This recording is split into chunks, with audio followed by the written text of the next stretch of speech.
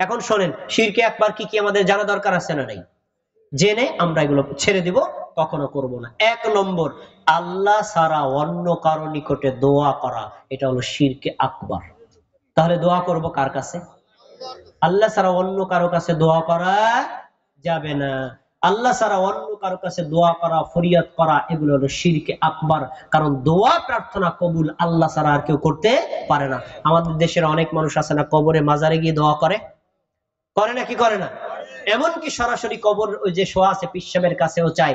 যারা চায়, আল্লাহ তাদেরকে সতর্ক করেছেন সূরা আহকাবের 5 নম্বর আয়াত। আল্লাহ বলছেন, যারা কবরের কাছে, মাজারের কাছে, মৃত ব্যক্তির কাছে চায়, তারা শোনো, মাল্লা ইস্তাজিবা লাহু ইলা ইয়াউমিল কিয়ামা, কিয়ামত পর্যন্ত তারা তোমাদের দোয়া কবুল করাতে পারবে এ কথা আল্লাহর। তাহলে আমরা আল্লাহ ছাড়া অন্য কারো কাছে দোয়া করব, যদি করি কি হবে বলেন? শিরকে আকবার। 2 নম্বর, আল্লাহ ছাড়া অন্য কারো কাছে সাহায্য চাওয়া, এটা হলো শিরকে আকবার। আমাদের সমাজে অন্য কারো কাছে সাহায্য চায় না কি চায় না? বিশ্বাস হয় না? দেখেন, আমাদের দেশের কিছু মানুষরা এটা বিশ্বাস করে যে এই পৃথিবীতে যত পীর আছে, পীরদের সবচেয়ে বড় পীরের নাম কি? বলে না, সবাই বলে না কি? আব্দুল কাদের জিলানী বড় পীর না, এটার আরবি শব্দ হলো, ওনারা বলে গাউসুল আযম। কি বলে? আপনারা কি শোনেন নাই? দেখেন, এই যে আয় বড় পীর আব্দুল কাদের জিলানী রে জিলানী, তোমারি নামের গুণে আগুন হইয়া যায় পানি, আগুন হইয়া যায় পানি। শোনেন নাই? শোনেন নাই? সুরটাকে ভালো না খারাপ? কিন্তু এটা শিরক, এটা শিরক। গাউস অর্থ হলো ত্রাণকর্তা, সাহায্যকারী। আযম মানে সবচেয়ে বড়। এখন দুটো শব্দ একত্র করেন, সবচেয়ে বড় সাহায্যকারী কে? আল্লাহ। বলেন কে? তো কেউ যদি বলে আব্দুল কাদের জিলানী গাউসুল আযম, কি হবে? বুঝে না, বলে কি হবে? শিরকে আকবার। কোন মানুষকে কখনো গাউস বলা যাবে না, কোন মানুষকে গাউসুল আযম বলা যাবে না। বড় দুঃখের বিষয়, আব্দুল কাদের জিলানীর বলে তো বলে, আরে ল্যাংটা পীরকেও মানুষ গাউসুল আযম বলে, এর চাইতে বড় শিরক আর হতে। আবার এইটা আমি যে ছন্দটা বললাম, এটার ভিতরে আরো বড় শিরক। যে আরে আমরা আমাদের দেশে আগুন লাগলে আমরা কি করি? কি দেই ভাই, কি দেই? আর ওনারা বলে যে আব্দুল কাদের জিলানীর নাম লইলে নাকি আগুন নিভে যায়। এটা আরো বড় শিরক। তার মানে আল্লাহর চাইতে আব্দুল কাদের জিলানীর পাওয়ার আরো বেশি। আমি এজন্য বলেছিলাম, যারা গাউসুল আজম আব্দুল কাদের জিলানীকে বলে আর বলে যে তার নাম নিলেই নাকি আগুন নিভে যায়, তাহলে বাংলাদেশ সরকার প্রত্যেকটা উপজেলায় এক একটা করে ফায়ার সার্ভিস করতেছে আগুন নিভানোর জন্য। এসব ফায়ার সার্ভিসের কোনো দরকার নাই, বরং যখন আগুন লাগে তখন সে বলবে গাউসুল আজম, গাউসুল আজম, গাউসুল আজম, দেখি আগুন নিভে কিনা। তাহলে এর চাইতে ভুয়া, মিথ্যা, অবাস্তব কথা আর হতে, এগুলো বলা যাবে না। আচ্ছা, এবার আসুন, আল্লাহ ছাড়া অন্য কারো নিকটে অথবা অন্য কারো মাধ্যমে কোনো বাসনা পূর্ণ করা, এটা হলো শিরকে আকবার। যেমন কোন গাছ, পাথর, ডেক, মাজার, চেয়ার, খাট, জুতা ইত্যাদির মাধ্যমে ওসিলা দেওয়া। এই ওসিলা দেয় নাকি দেয় না? এই কথা বললে আপনারা অনেকে বিশ্বাস করবেন না। আরে পিসাব মরিয়ে গেছে, আগে যে সকল স্যান্ডেল পরতো, এই স্যান্ডেল সিরা স্যান্ডেল টানায় রাখছে, পিসাবের জুতা, এই জুতারও নাকি বরকত আছে, এই জুতার ওসিলা দিয়ে তারা চায়। এটা কি শিরকে আকবার নয়? কথা বলেন না, এটা কি শিরকে আকবার নয়? এজন্য আল্লাহ ছাড়া এই সকল বস্তুর মাধ্যমে আল্লাহর নিকটে কোনো কিছু চাওয়া, এগুলো শিরকে আকবার, কখনো চাওয়া যাবে না। তারপরে আল্লাহ ছাড়া অন্য কাউকে রুকু সাজদা করা। আল্লাহ ছাড়া অন্য কাউকে রুকু সিজদা করা যাবে? আরে ভাই, আপনারা দূরে যাওয়ার দরকার নেই, আপনারা তো সবাই মাদারীপুরের সন্তান, আমিও মাদারীপুরের সন্তান। আপনারা রাজুর উপজেলা আর আমি মাদারীপুর সদর উপজেলা।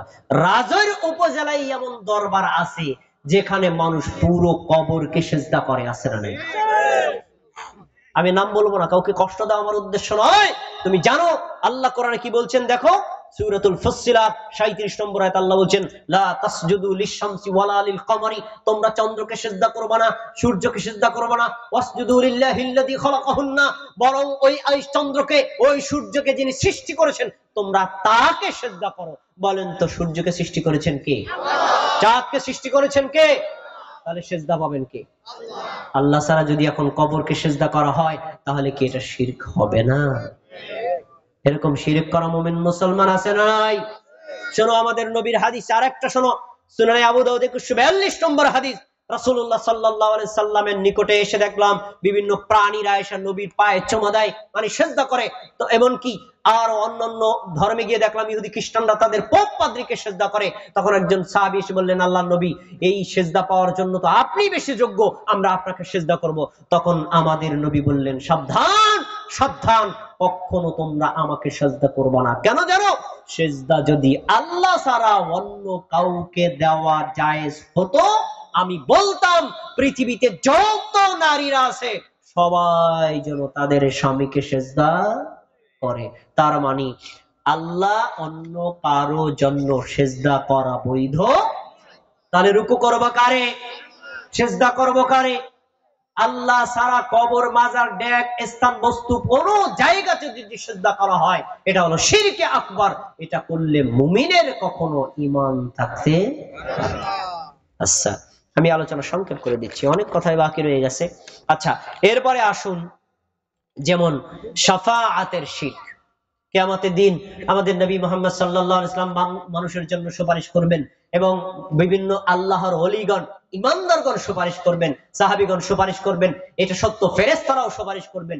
কিন্তু সুপারিশের ক্ষেত্রে আমরা অনেক ক্ষেত্রে এমন কাফের, মুশরিক, বেঈমান বিভিন্ন কবর, মাজারকে পর্যন্ত শাফাআতের কান্ডারি মনে করি। এটা হলো শিরকে আকবার। এরকম শিরক করা মুমিন মুসলমান নাই? নাই? আছেন আমার মুক্তার, আছেন আমার ব্যারিস্টার, আছেন আমার মুক্তার, আছেন আমার ব্যারিস্টার, সেই বিচারের দিন তিনি আমায় করবেন পার। পরে কি বলেন আপনারা? আমি পাপী তিনি জামিনদার, আমি পাপী তিনি জামিনদার। এই কথা যখন বলেন আপনি তো ছন্দে ছন্দে নাচেন। তারা বুঝাতে চায় আমি পাপ যতই করি আমার আছে পীর, আমি পাপ যতই করি আমার আছে মাজার, আমি যত পাপ করি আমার আছে কবর। ওই কবর, পীর, মাজার নাকি কিয়ামতের দিন তাকে ওকিল হয়ে বাঁচাবে। এর চাইতে বড় শিরক দুনিয়াতে আর হতে পারে? এগুলো শিরকে আকবার, এগুলো বিশ্বাস করা যাবে না। কিসে আপনাকে বাঁচাবে? এক নম্বর ঈমান আপনাকে বাঁচাবে, দুই নম্বর আমল আপনাকে বাঁচাবে, তিন নম্বর আপনার নবী আপনার জন্য সুপারিশ করবে, চার নম্বর মুমিন ব্যক্তিরা আপনার জন্য সুপারিশ করবে। এই আমলগুলো আর নবীর তরিকায় ইবাদত ছাড়া অন্য কোন ব্যক্তি আপনি যাকে মনে করেছেন ওই বস্তুগুলো কখনো আপনার শাফাআত করতে পারবে না। এগুলো হলো শিরকে আকবার। আমরা কি এগুলো করবো না ছাড়বো ভাই? ছেড়ে দেব। আচ্ছা, এরপরে আসেন কবর বা মাজার পূজা কেন্দ্রিক শিরক। একেবারে সরাসরি, একটু আগে তো বললাম রুকু সেজদা, এবার কবর মাজার কেন্দ্রিক সরাসরি শিরকে লিপ্ত হয়। আমাদের দেশে এমন মানুষ আছে না নাই? আরে ভাই, প্রত্যেক বছরের দিন ওরসের সময় কবর গোসল করায়, জানেন আপনারা? হ্যাঁ, কি করায়? কবর গোসল করায়। আমি কাছে কাছে বলছি না, চট্টগ্রাম যান, চট্টগ্রামের সাতকানিয়াকে গেলে দেখবেন একটা পীর সাহেব আছেন, ওনার কবরটাকে পাকা করা হয়েছে। এমন ভাবে পাকা করা হয়েছে যে ওই কবরটা প্রত্যেক বছরে একবার গোসল দেয়। ওই গোসল দেওয়ারও পানিগুলো নামার জন্য ফুটা রাখা আছে। ওই ফুটায় এভাবে বোতল দিয়ে ওই কবর দেওয়া পানি নেয়। কবর দেওয়া পানি নেয় কেন? নাজিমউদ্দিন ভাই, আপনার মেয়ে বিয়ে দিয়েছেন, 5 বছর হয়েছে, ছেলে হয় না, আরে কবর দেওয়া পানিটা খাওয়ান, দেখবেন ছেলে হয়ে গেছে। নাজিব ভাই, আপনার নাকি কিডনি রোগ, সুস্থ হয় না, আমার পীর সাহেবের কবর দেওয়া পানিটা আপনি নেন, নিয়ে খেয়ে যে নিয়তে খাবেন সেটাই পূর্ণ হবে। এমন শিরক করা মুমিন মুসলমান বাংলার জমিনে একজনও নাই। আছে না নাই? এভাবে কবরের মাধ্যমে কবরকে রুকু করা, কবরকে সেজদা করা, কবরে কদমবুসি করা, কবরের মাটি নিজের গায়ে মাখা, কবরের কোন বরকত পাওয়ার ওসিলায় কবর মাজারের যারা ওসিলা ধরে, এর চাইতে বড় শিরক দুনিয়াতে আর হতে পারে না। এটি শিরকে আকবার। আমরা এগুলো কি করব না ছাড়বো ভাই? আমি আলোচনা শেষের দিকে আসছি। শেষ দিকে হলো কবর, মাজার অথবা বট গাছ, বিশেষ স্থান অথবা দরবার ইত্যাদির খাদেম হওয়া। তারা মনে করে এইটা একটা ইবাদত। মাজারটার সারাদিন পাহারা দিচ্ছি, তো মাজার পাহারা দেওয়া নাকি ইবাদত? আল্লাহর ঘরে গিয়ে সেখানে জিকির আজকার করা, সালাত আদায় করা ইবাদত, মাজার পাহারা দেওয়া ইবাদত। তাহলে তো আমাদের নবীর মাজারও পাহারা দেওয়ার কথা। আমার নবীর মাজার পাহারা দেয় কয়জনে? কেউই দেয় না। অতএব নবীর অথবা অন্য কোন ব্যক্তির কবর, মাজার এগুলোকে পাহারা দিয়ে খাদিম হয়ে সেখান থেকে বরকত হাসিলের বিশ্বাস করা, এগুলো হলো শিরকে আকবার। তারপরে আল্লাহ ছাড়া পৃথিবীর অন্য কাউকে বেশি ভালোবাসা, এটা শিরকে আকবার। তারপরে আমাদের নবীর চাইতে অন্য কাউকে বেশি ভালোবাসা, এটা হলো শিরকে আকবার। কোরআনের আয়াত আর হাদিস পাওয়ার পরে কোরআন হাদিসকে অমান্য করে অন্য কোনো কিছু মান্য করা, এটাও শিরকে আকবার। তারপরে আল্লাহ ছাড়া অন্য কেউ বিধান দিতে পারে, সংবিধান দিতে পারে, অন্য কোন আইন দিতে পারে, এটা বিশ্বাস করা শিরকে আকবার। আল্লাহ ছাড়া সন্তান, ছেলে মেয়ে দিতে পারে, এ বিশ্বাস করা কি? শিরকে আকবার।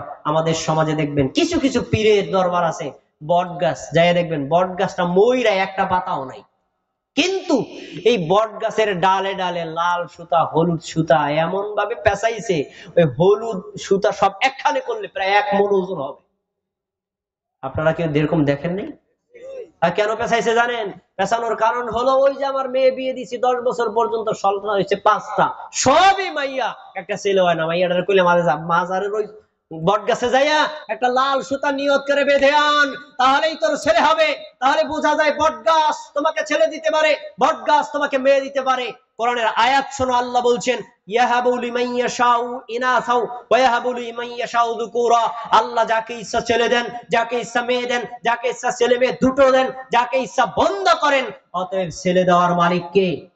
মেয়ে দেওয়ার মালিক কে? ছেলে মেয়ে দুটো দেওয়ার মালিক কে? আর না দিয়ে বন্ধা রাখার মালিক কে? তাহলে ছেলে মেয়ে চাওয়ার জন্য কার কাছে চাইতে হবে? তাহলে আল্লাহ ছাড়া অন্য কার কাছে এগুলো প্রত্যাশা করলে কি হবে? শিরকে আকবার হবে। আল্লাহ ছাড়া অন্য কেউ ধনী গরিব বানাতে পারে? আল্লাহ ছাড়া অন্য কেউ ধনী গরিব বানাতে পারে, এই বিশ্বাস করা শিরকে আকবার। তারপরে আল্লাহ ছাড়া অন্য কেউ অমর, এটা বিশ্বাস করা আকবার। পৃথিবীতে আল্লাহ ছাড়া আর কেউ অমর নয়, সবাই আজ বা কাল মৃত্যুবরণ করবে না, কি করবে না?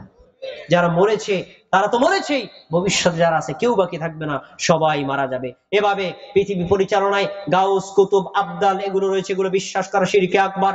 আল্লাহ ছাড়া অন্য কেউ গায়েব জানে, এটা বিশ্বাস করা শিরকে আকবার। আল্লাহ ছাড়া অন্য কারো মাধ্যমে ভাগ্য গণনা করা, এটাও শিরকে আকবার। এই আপনারা লক্ষ্য করে দেখবেন আমাদের সমাজে কিছু মানুষ আছে, বানর নিয়ে আসে, কবুতর নিয়ে আসে, টিয়া পাখি নিয়ে আসে, কাজে কেন? তোমার ভাগ্য গণনা করবে। এমন লোক আছে না নাই? যান আপনি ঢাকা শহরে গুলিস্তানের আর আশেপাশে লোকজন দেখবেন, আলে একটা মানুষ কতগুলো চিঠি নিয়ে, তারপরে তার কবুতর নিয়ে টিয়া পাখি নিয়ে বসে আছে। ভাই আপনার নাম কি? আব্দুল্লাহ। টিয়া পাখি আব্দুল্লাহর নামে একটা সিডি বার কর।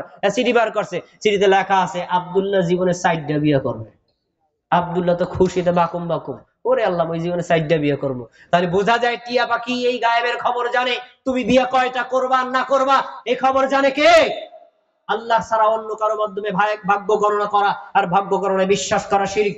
জাদু করা শিরিক। আল্লাহ ছাড়া অন্য কেউ ক্ষমতা দিতে পারে, ক্ষমতা কেড়ে নিতে পারে, এই বিশ্বাস করা শিরিক। আল্লাহ ছাড়া অন্য কেউ অন্তর পরিবর্তন করে, এই বিশ্বাস করা শিরিক। আল্লাহ ছাড়া অন্য কেউ সুস্থ অসুস্থ করতে পারে, এই বিশ্বাস করা শিরিক। আল্লাহ ছাড়া অন্য কেউ তৌফিক দিতে পারে, এই বিশ্বাস করা শিরিক। আল্লাহ ছাড়া অন্য কেউ জীবন মৃত্যু দিতে পারে, এই বিশ্বাস করা কি?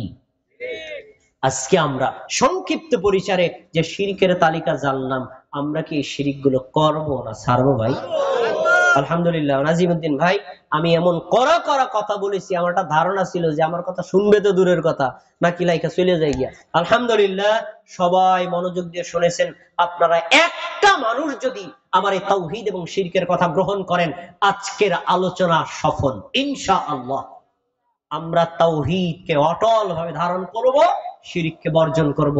হে আল্লাহ, উপস্থিত জনতা যারা রয়েছেন, আমাদের সবাইকে তাওহীদ হৃদয়ে ধারণ করার, তাওহীদ নিয়ে ঈমান নিয়ে মৃত্যুবরণ করার তৌফিক দান করুন।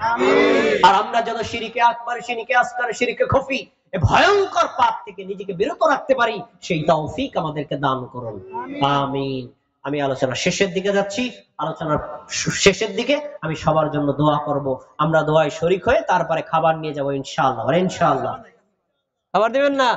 ভাই মহিলাদেরকে দিচ্ছেন, আমার এই ভাইয়েরা দোষটা করলো কি? রাত 11টা পর্যন্ত অপেক্ষা করেছেন, তাওহীদ দিয়ে দিয়েছেন।